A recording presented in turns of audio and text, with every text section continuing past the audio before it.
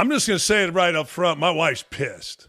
My wife works at Athleta, a woman's athletic clothing store, so she can get the discount. And she loves my next guest, man. I know this man has heard this 1,000 million times. But Chris Reid, a.k.a. Kid of Kid and Play, nice enough to join us. Really appreciate you taking the time. I didn't realize you got the key to the city of Gary, Indiana, brother. Yeah, that is true. One of the more interesting awards that Kid and Play has received over the years. As I recall, I forgot who was the mayor or the city council person at the time. But we went there. We did a concert, and you know what? I have the proclamation somewhere. But yeah, you know, we know Gary, Indiana, obviously the home of the Jackson family and Dan Dakich. So you know, it was a big thrill for us. A big thrill.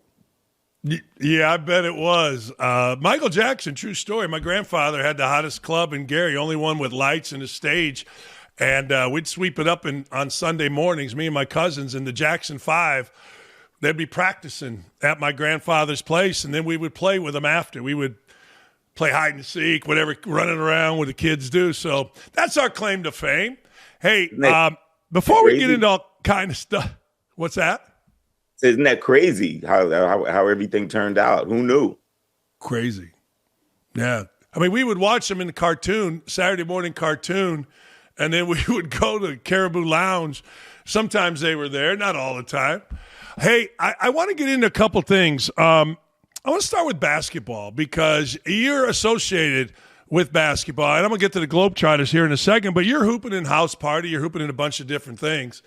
How has, in your mind, basketball, the culture of basketball changed, better, worse, whatever, from the 80s, 90s, early 90s, that kind of thing, to where you see it now? Wow. Well, originally, I'm from New York, Queens, New York, and growing up in the '80s, you know, that was Big Ten time. That was Big East time. That's when the Big East was really strong on the Northeast. So you know, we grew up on the Patrick Ewings and the and the Derek Colemans and all of those great teams. The Chris Mullins. And I was a big St. John's fan growing up. And not only was it the era of these great players, but it was also the era of the great coaches, the Lou Carnesecas, the John Thompsons, the Raleigh Massiminos, the Bobby Knights, really strong personalities, larger than life, if you will. So I think we've obviously seen that change over the years where, the players, for better or worse, have certainly kind of shifted their position in terms of influence, in terms of income, obviously.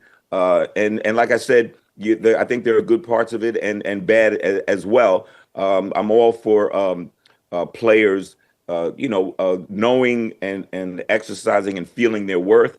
But I also know that, for example, since NIL has been put into effect, there's some kinks that I think we could rub out, if you will. But at the end of the day, I'm a purist in terms of I love the game, and I want to see the best product out there on the field, be it collegiate or pros. So, as college basketball, and I know that's your field of expertise, as it rolls into the tournament, that's when I get excited. That's when we got excited back in the 80s when March Madness was rolling around, or the conference tournaments. The Big East tournament was always great, and all the different ACC conference tournaments were great. So this is an exciting time of year, and hopefully sometimes we can put aside the structural issues that college basketball has and has been going through, and let's get to the games. Let's see, who's going to stand out. And I think this is when a lot of great teams, that'll end up being great. This is when they start rounding into shape. It's hard to watch college basketball in October, but by the time it gets around in March, that's when everybody's kind of rounding into shape. Yeah, I developed a thing that, you get to February, March, college basketball delivers every night because the games are great, but you're right. You got to get past all the nonsense. You hate Reggie Miller? Do you hate Reggie Miller? I don't hate Reggie Miller. I actually know Reggie Miller. I know his sisters. I've had a cocktail or two with Reggie Miller over the years. I'm not sure what he's drinking these days, but we drank a lot of Jaeger back in the days. But you know Whoa. what? I always like Reggie because his attitude and his demeanor on the court actually reminded me of a New Yorker. So him being from Riverside, California, normally you wouldn't see that type of attitude or that type of brashness, but he had it. And at the end of the day, he backed it up. He certainly threw many daggers in the hearts of New York Knicks fans like myself over the years. And but he's a good dude. He's a good dude. Oh, I think he kicked my ass in the garden my last college game, and I didn't like him. But I loved him because I live in Indiana, so I love the guy. He's great dude. Hey, you kind of, I mean, there's a lot of people that claim whatever, but you were very impactful. Let's put it this way. A lot of guys were, but you're very impactful in what now hip-hop is a billion-dollar industry. When you were coming up and you guys were rolling, what was it like then as compared to what that industry is now? Wow, great question. I think when we started, mid to late 80s, once again back in New York, Queens, New York. And I don't think at that time we could ever imagine that you could make a career out of what we started out doing as hip hop, which was rapping, which was music, which was dancing, which was graffiti, the whole culture. And I think we kind of approached it that way with kind of a love for it. Not knowing that it could lead to much greater things. But as time went on, things started to happen for us.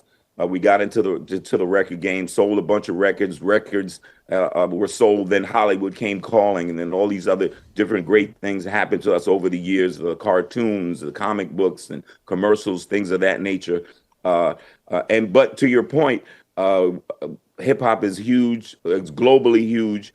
And it's something that I really enjoy to this day. I try to keep my ear to the ground to find out what the youngins are doing hip hop wise, and I get to meet a lot of the young artists that are coming up. They're always very they're kind and they're interested and they're curious. And when I speak to them, I just try to tell them. I say, hey, as far as Kid and Play is concerned, we've kind of done our major lifting already. We're on that wall, and yet and still. The phone's still ringing 25, 30 years later. This is your time. I tell the young groups of today, this is your time. Make sure that the moves you make, the music you make, and your impact on the culture is such that you'll be around in the next 25, 30 years. The things you do right now are going to impact whether or not you're a legend or whether you're, as we know in the industry, a one-hitter quitter, or in collegiate basketball terms, a bust. You don't want to be a bust. You want to be a legend. So be legendary. See how I did MTV that? I did that, Dan? You see how I did that? I do. I liked it. I brought it right around. How important was MTV? I don't think, MTV is way different now, but how important was MTV in that and all that? Well, you know what? We might as well. Can we have a moment of silence for MTV because it's officially kaput as of a few weeks ago. I never thought I'd see the day, and even before that, it was dying a slow death because there wasn't any M in the MTV anymore. I hadn't seen music on there in many, many years. So, look, it was a very, very pivotal part of music history and the culture. Even before I got into the game, it was something that we all aspired to. And, if we got on MTV, if we got our videos on, if we appeared on their shows or on Spring Break or on with Downtown Julie Brown or the other VJs, that was a big deal. And it was extremely helpful to our careers. So I'm not quite sure what the equivalent of that would be today. I just know that the landscape in the music business and the visuals of it all has vastly changed. And, there's more of a OK Corral kind of mentality out there. These young artists are kind of doing it themselves. They're doing it independently. And I don't really have a problem with that at all. I mean, I think doing it independently a lot of times means that you can really create your art, your music, what have you, with no interference. And I think over the years, the record companies and even the MTVs of the world had a lot of times had kind of undue influence on the artists, and sometimes kind of led artists down a path creatively that they didn't really want to go to, but they were talked into it because it would be good business. Artists need to be artists. Artists needs to express themselves the way that they feel, and let the public decide. So we bid a fond adieu to MTV, and I'm eager to see what's going to replace it in the future, although it may be nothing. Yeah. I mean, that's like replacing Carnesecca at St. John's, Thompson at Georgetown. I mean, that you ain't replacing that. I do want to ask you, though, you mentioned something, being on that wall and being legendary and all that kind of stuff. You can figure it out in terms of record sales, in terms of popularity, tickets sold, offers that are coming to you. At our age now, you and I are basically the same age. What's success mean to you now? What is success to you at this point in your life? Oh, wow. Dan, I look for the small things. It's early in the morning out here in Los Angeles, okay? And just getting up this morning, getting up, period, was a blessing. All right. I'm rich. We'll get into that. Yeah. All right. You know what? Honestly, it's funny you should ask that, because I've been kind of thinking about that stuff. And a lot of times people measure their lives in how financially rich they are. And obviously that's important. We're in our particular endeavors to make money. And, I've made a lot of money. I've spent a lot of money. I've gotten more money back, stuff like that. But at this point in time in my life, I feel like I'm rich because I have a rich life. I have a rich life. I've got people around me that love and care about me. I've got millions of fans around the world that are interested in what my partner and I are doing, or what I'm doing individually next. I've got 3 kids that accept my calls. I've got 2 baby mamas. I got an ex-wife. I got a girlfriend and a girl on the side. No, I'm just playing. But I've got people that care about me, and I think that's what makes somebody rich. So at this point in time, it really is the little things. I mean, we were talking earlier, you brought your dog to work. I mean, it's the little things, man. You got your partner with you, and nobody can take that away from you. And it doesn't matter what your dog loves all your takes, Dan. Win, lose, or draw. Okay. That means you're rich. Yeah, Valentine's Day, I was with my wife. My daughter's in Chicago. We went to Chicago, and my daughter left her friends to come hang with us and go to dinner. Like 27 years old. I started crying a little bit. My wife's like, "You all right?" I go, "Yeah, how cool is it that my daughter wants to hang with us, go to the jazz club later on?" And, that's the kind of thing that I'm not sure when you're going through it, when I was coaching, you're trying to win games, and those things are, all that kind. When you're trying to sell records and find the next deal and all that kind, just changes. Changes. Yeah. And you know this because your time was very your business and your passion kind of monopolized your time, as it did with me.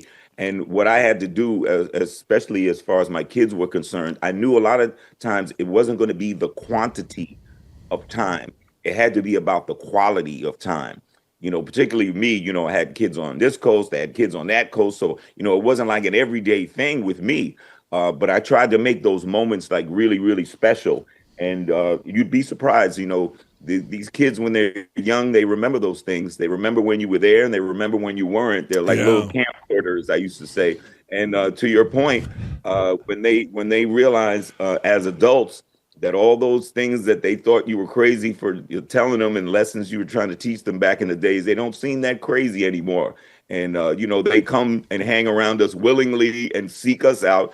And once again, you can put that in the bank, in the emotional bank. And that's what makes us rich. That's exactly right. I mean, hey, I got a couple things for you. First, okay, I'm sure everybody and their mother has asked about the hair. How did the hair come about? How did that look? I know there was fades back then. I know that, but how did that come about? Dan, that is as they used to say back in the days, the $64,000 question. Yes. As you said, back in the days, everybody was getting what they called a fade, which was, really tight on the sides and a little higher at the top. And I don't know at the time when I was doing it, I was just letting it grow just a little bit, and I was starting to kind of get a reaction. Now, mind you, this is the same time that our group Kid and Play was just starting to bubble on the music scene in New York. So a voice told me inside saying, "Hey, you know what? Why don't you just keep letting it grow?" Because we were trying to get attention so that people would pay attention to our music. So, the way we dressed and our style, the hair, if you will, was all kind of part of us standing out from the crowd so that people could set us apart and then really kind of concentrate on our music, which was the goal. But then the hair just kept growing. I kept getting a response. And before you know it, it kind of it had a life of its own, if you will. Later on, it got its own agent. It was a bad breakup. I really want to talk about it after that. No, you know what? It was once again. I went with my gut. My instinct told me to do this, to look that way, and it was the same instinct that told me when it was time to change that hairstyle. So at the time, I think I went into dreads, and then later on, I cut it. I always kind of trusted that instinct that told me to do something was also the instinct that told me when to give it a rest and to move on. Yeah, it's kind of fascinating. Like, do you remember the moment when you first cut it? You know what? I will say this. We were doing a movie in the early 90s, a movie called Class Act. And during that movie, the premise was I was a nerd who turned into and was trying to be a cool guy. So I had to undergo a transformation within the film. So in the film, I started off as a nerd, and that's when I had the high hair. Then I became a cool guy, and I kind of had the hair fixed into like little twists. And I'll never forget, we had to go back and forth because we shot out of sequence in the movie. And I'll never forget the first time that I had done it into the twist, then went back to the high top to shoot another scene. And I never forget, it was the first time that I looked in the mirror at myself with the high top, and I thought I looked silly. And that's when I said to myself, wow, as soon as this movie's over, we're going to, hey, wait a minute. That's when I knew it was time to change. Like I said, going with the gut. How old were you? Let me tell you something, Dan. There's no way in the world, Dan, Coach Knight would have let you get in there with that high. Okay, no, all right. No, you couldn't have gotten into the assembly hall. No way.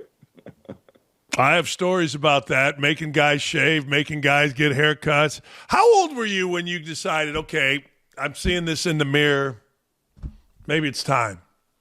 I was probably, I want to say like maybe 26 or 27. I mean, the thing about us was we always looked a lot younger than we actually were. Like when we were in the original house party playing high school kids, we were like 23, 24, but you know what I mean? But yeah, I was probably about 26, 27. And I honestly, I just looked at myself and I said, no, this isn't for me anymore. So then I just, like I said, at that time, I kind of went into twists, which eventually became dreads. I wore that for a few years. Then eventually said, you know what, let me cut it off. And, that's when I was kind of getting into more of the acting stuff. And once again, just always kind of going with my gut as far as that was concerned. If I liked how I looked in the mirror, then it was cool with me. But also knowing when to move on is very important, not just for that particular situation, but just in life. Know when it's time. You did it to death. Now let's go.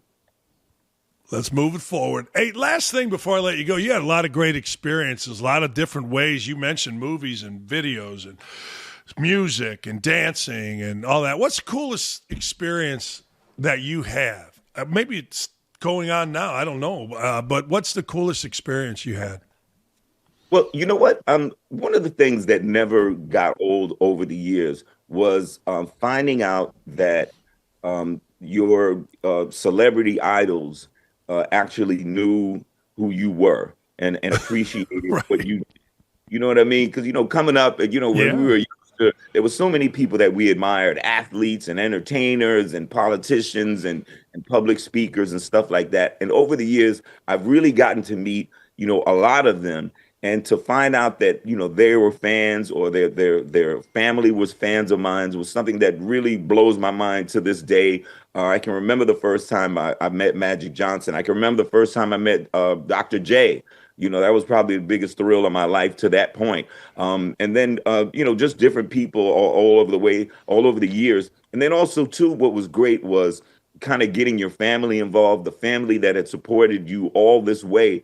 When you get a chance as a celebrity entertainer, to bring them into it and show them, how pretty cool this life is. I can remember taking my dad, who was a Jamaican immigrant.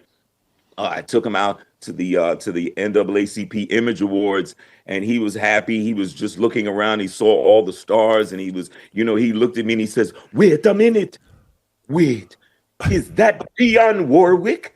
Is that Dionne Warwick?"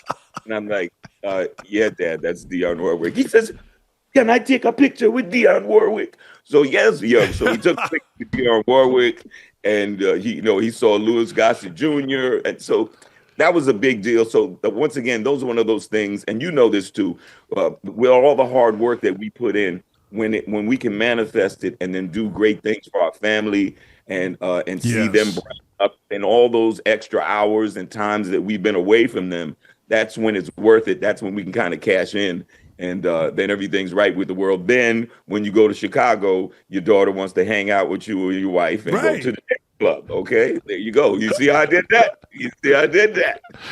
Hey, full circle. Let's go. 60. You had a heart transplant. How you feeling? Yeah, but Dan, you just passed that off so casually. I did. I had a heart transplant. You had a double-double. Well, yeah. You had a double-double. My kids say that all the time. Dad, you just ask. Like, don't you have any nuance to you? Don't you have any? You know what, Dan? I get it. You come from the Mike Wallace school of. No, I don't. No. Insightful. I come from being a moron. You come from the 60 Minutes era back in the days. No, you know what? I did have a heart transplant back in August, and I'm feeling great. I was kind of feeling run down over the past previously the past several months, and just kind of took it upon myself. Just went down to the hospital. I didn't fall out or anything like that, but I just went into the hospital just to get some answers, and found out that my heart was not doing well at all. And was fortunate enough to be a recipient in a fairly short amount of time. My situation was that dire. And so I think in the aftermath of that, feeling great, we're back out on the road. We're back doing Kid and Play dates. I'm back doing my stand-up dates. So that's a blessing. But also, too, trying to get the word out through my home hospital, Cedars-Sinai, and about to do stuff with the American Heart Association to let people know, particularly as we're getting up there, to get yourself checked out. A lot of times we can kind of dismiss things like shortness of breath or feeling weary as, oh, we're just getting old, no big deal. But sometimes it is, and it can be a big deal. So that's kind of what we're doing moving forward. I want all my family and friends to be around as long as possible. I've been fortunate. I've been given a gift so that I can have a little bit of overtime, if we want to coin a basketball term. So I'd like, all my fans and all your followers and listeners and viewers, Dan, to do the same. Don't shrug it off. Kind of take that time to get yourself checked out, particularly if how you're feeling persists. So that's kind of the tip we're on. We're kind of on a hip hop heart health kind of deal. February is Heart Health Month. So in particular, this month, we kind of getting that word out. Do your thing. Try to be as active as possible. Get your steps in, as they say. But most importantly, when you're not feeling up to par, definitely get yourself checked out. You scared going in? People dismiss those things. Like, what they say, it's always a minor surgery when it's someone else or that kind of stuff, right? Or you guys that go through something, you talk about dismissing it. You're like, I had a heart transplant. I got checked out. That's dismissing it. How scared were you going in? I always ask people that because I'm fascinated by the psychology of that. You know what, Dan? I'm not going to lie. I wasn't really that scared. And I think a couple of things. We're talking about, because my situation was so dire, we're talking about a very condensed amount of time. We're talking about days. So there wasn't a long lingering thing on my mind to contemplate. My situation was that far gone. And also, too, I can't stress this enough. The doctors, the surgeons, the specialists at Cedars-Sinai Hospital, they were so confident in the way they went about their work. Not confident to the point of arrogance, but just a really quiet confidence. And that really calmed me down. I mean, when the doctors and surgeons and nurses and everyone around you is coming at you in a very calm, professional manner, it really put me at ease. And, I had my family and the friends around me as well. Keeping the circle tight. So I really wasn't that scared. And honestly, I got philosophical about it. I was like, well, if this is it, then you know what? It had been a hell of a ride. And I think, personally and professionally, I'd made my mark, made a lot of people happy, and done a lot for my family in particular. And I was cool with that. But guess what? I got some more time.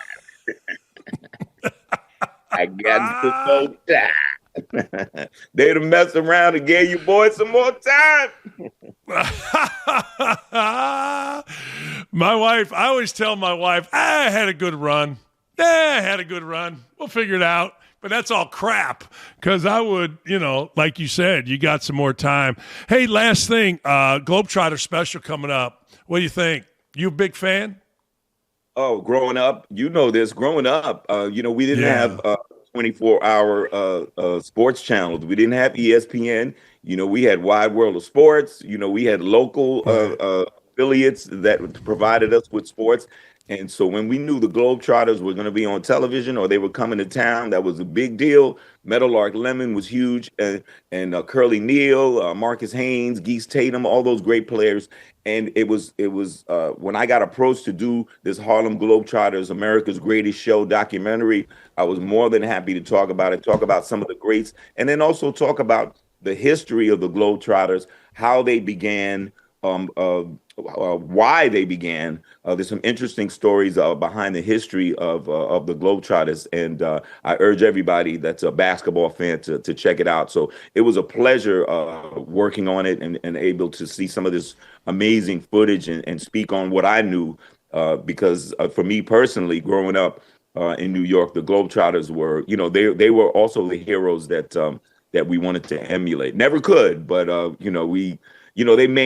they made basketball fun, and maybe that's how that's how we ended up doing what we were doing entertainment wise. Kid and Play has always been about fun, about dancing, nothing too heavy, and just trying to get people's minds off their daily struggles, and that's definitely what the Globetrotters did.